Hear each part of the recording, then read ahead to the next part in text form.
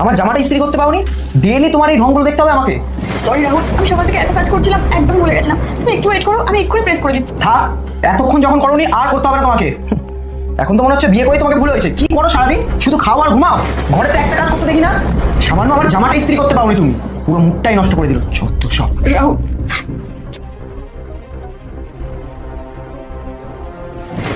কি হচ্ছিল এটা দেখুন? কি হবে দিদি? কিছু না, আমি আর তোমার ভাই তো একটু কথা বলছিলাম। বর্ষা, তুমি আর কত মিথ্যা কথা বলবে? আর কত শাক দিয়ে মাছ রাখবে? আমি সবটা নিজের চোখের সামনে দেখেছি। আমার ভাই তোমার গায়ে হাত তোলে। বর্ষা, আমরা যত চুপ থাকবো না, তত সবকিছু প্রশ্রয় পায়, তত পেয়ে বসে। চুপ থাকলে হবে না, প্রতিবাদ করতে হবে। আমি জানি না দিদি, হঠাৎ করে ওর কি হয়েছে। ছোট ছোট বিষয়ে খুব রেগে যাচ্ছে, একটু থেকে একটু কিছু বলেই আমার গায়ে হাত তুলছে। হঠাৎ যে ও এমন কেন হয়ে গেল আমি কিচ্ছু বুঝতে পারছি না। তুমি শান্ত হও, ভাই আসুক, তারপর আমি দেখছি।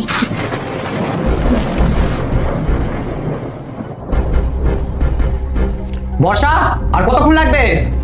এই তো আসছি। এই যেন খাবারটা। সারাদিন এত এত কাজ বাজ করেছে, এখন আমি এগুলো খাবো?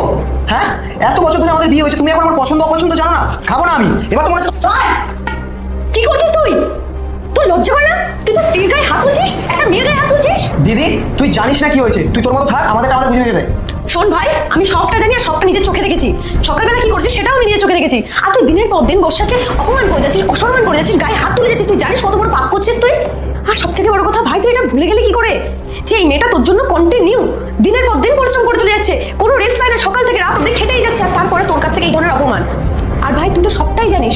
আজকে তোর জামাইবাবু আমার গায়ে প্রতিনিয়ত হাত তুলতো, আমাকে অপমান করতো, টর্চার করতো। সেই জন্য কিন্তু তুই ওই বাড়ি থেকে আমাকে এই বাড়িতে নিয়ে এসেছিস। সেই কেস কিন্তু এখনো কোর্টে চলছে, এখনো কেস থেকে আমরা বেরোতে পারিনি। আর তুই সেম জিনিসটাই তুই তোর বউয়ের সাথে করছিস। আমরা তো নিজের বাড়ির লোক বলে তুই আমাদের প্রোটেস্ট করলি, আর ও একটা অন্যের বাড়ির মেয়ে বলে তুই ওর সাথে সেম ব্যবহারটাই করছিস। তাহলে তোরা তো জামাইবাবুর মধ্যে পার্থক্য কোথায় রইলো ভাই? দিদি, তোর কথা ভুল হচ্ছে।